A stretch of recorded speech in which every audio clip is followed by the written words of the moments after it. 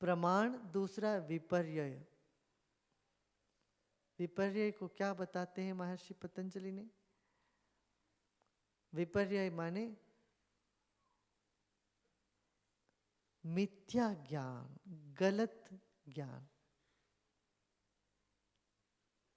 जो जैसा है वैसा नहीं उसको समझना। ये विपर्यय तो आप लोगों के जीवन में तो हमेशा होता ही रहता है। रोज रोज ऐसी घटना होती रहती। हम कुछ सोचते हैं मगर वस्तु स्थिति में वो वैसा नहीं था। अक्सर तुम सोचते हो दूसरे व्यक्ति ने आपके बारे में गलत सोच रहा, उनसे जाके बात करो, उनके मन में ऐसी कोई भावना होती नहीं थी, शायद था ही नहीं। आपने अपने मन में उसका उठा के कल्पना, बहुत बड़ा कल्पना का ये एक बना रचा लिया। इसको कहते हैं विपर्यय और विकल्प। विकल्प कहते हैं जो है ही नहीं सृष्टि कर लेना मन में। हिंदी में विकल्प का दूसरा ही अर्थ हम समझते हैं। विकल्प ये तीसरा वृत्ति है। विकल्प से हम बहुत परेशान रहते हैं। भय, बैठे बैठे भय मन में पैदा हो जाता है। अरे क्या हो जाएगा, क्या हो जाएगा मेरा, क्या हो जाएगा। क्या होएगा तेरा? जो होना सब होएगा, मंगल ही होएगा। बैठे बैठे भय हो जाना ये भी विकल्प का ही एक झलक है। विकल्प हुआ। फिर निद्रा। नींद सुखदायी भी है, नींद के बिना नहीं चलेगा, मगर एक मात्रा से अधिक होने से वही नींद जीवन में जड़ता लेते के आ जाती है। नींद तुम्हारे दोस्त भी है, दुश्मन भी है। तुम उसको जैसे दोस्त बना के रखोगे, जैसे दुश्मन बना के रखोगे, वो तुम पर निर्भर। तो कहते चौथा जो वृत्ति है निद्रा, और पांचवी स्मृति। स्मृति का निद्रा के लिए जो डेफिनेशन दिए हैं पतंजलि महर्षि जी ने, वो दुनिया में कहीं भी नहीं मिलेगा। किसी भी संस्कृति में इतनी गहराई से इसका अध्ययन नहीं हुआ है। निद्रा क्या है बता? अभाव प्रत्ययावलंबनम वृत्ति निद्रा। अभाव प्रत्ययावलंबनम वृत्ति निद्रा। अभाव जो है, अभाव में मन संलग्न हो जाना निद्रा है। और अनुभूत विषय संप्रमोश स्मृति। फिर स्मृति का इन्होंने ये बताया, अनुभूत विषय संप्रमोश स्मृति। जो अनुभव हमने कर लिया है जीवन में, उसको दोबारा देखना स्मृति है। याद कर लेना। जैसे फिल्म तो ले कर लिया, फिर प्रोजेक्टर में फिर दोबारा उसको चला दिया। इस तरह से हमारे चित्त पलट में जो भी अंकित हो गया है, छाप पड़ गई है, उसको दोबारा देखना, उसको दोबारा हमारे चित्त में लेके आना स्मृति। ये 5 वृत्ति है। क्या? प्रमाण, विपर्यय, विकल्प, निद्रा और स्मृति। इन 5 वृत्तियों से मन को बड़ी कुशलता से, बड़ी होशियारी से लेके अपने स्वरूप में टिका देना, ये योग है।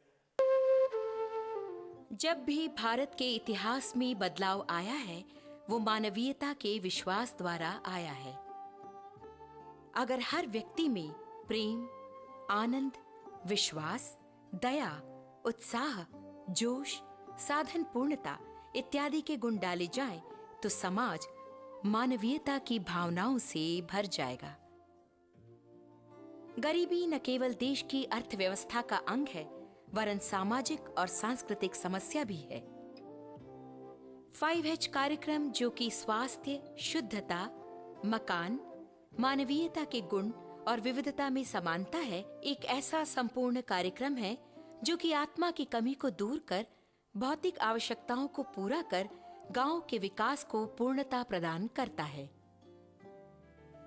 International association for human values यानी मानवीय मूल्यों की अंतर्राष्ट्रीय संस्था और भारत के व्यक्ति विकास केंद्र ने मिलकर 5H कार्यक्रम को लागू किया, जिसने भारत के लाखों लोगों के जीवन को छुआ है, जो कि सेवा भाव और आत्मीयता को दर्शाता है।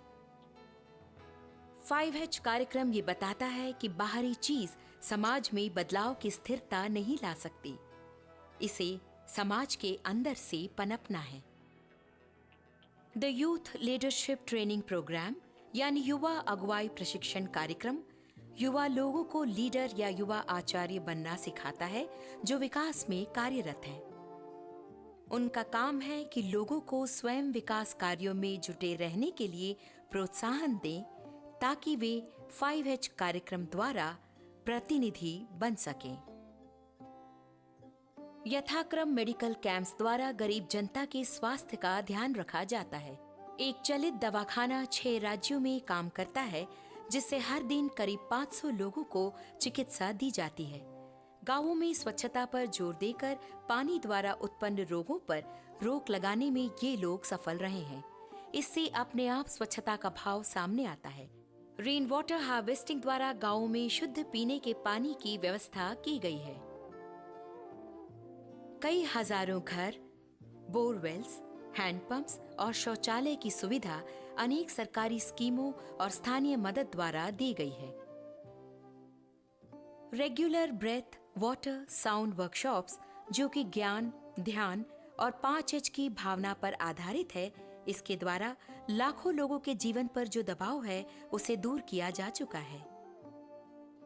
युवा आचार्यों ने पंच परमेश्वर चौपाल का सृजन किया, जो कि गांव के झगड़ों को निपटाने और विकास के कार्यक्रमों में मददगार है। स्वयं सेवा दल महिलाओं को आत्मनिर्भरता की सीख देकर उन्हें रोजगार के लिए प्रोत्साहन देता है। ग्रामीण विकास कार्यक्रम गांवों में व्यवसाय संबंधी प्रशिक्षण देकर उन्हें अपना काम आरंभ करने का प्रोत्साहन देता है, जो कि गांव के आर्थिक विकास के लिए जरूरी है। इसके अंतर्गत भारत के आदिवासी क्षेत्रों, ग्रामीण और झुग्गी झोपड़ियों में स्कूल खोलकर हजारों बच्चों को शिक्षा और दोपहर का भोजन भी मुफ्त में दिया जाता है। श्री श्री चलित कृषि संस्थान भारत के कृषि प्रधान राज्यों में जाकर किसानों को प्राकृतिक और कम दाम की तकनीकी सलाह देकर अनाज की गुणवत्ता और बहुतायतता को बढ़ावा देता है। सभी कार्यों में हर एक का एकजुट होकर कार्य करना लोगों के बीच विश्वास पैदा करता है, ताकि आगे के विकास कार्यों को वे संभाल सकें। और ये सब पूजनीय श्री श्री रविशंकर जी के प्रोत्साहन और महिमा द्वारा मुमकिन हुआ है।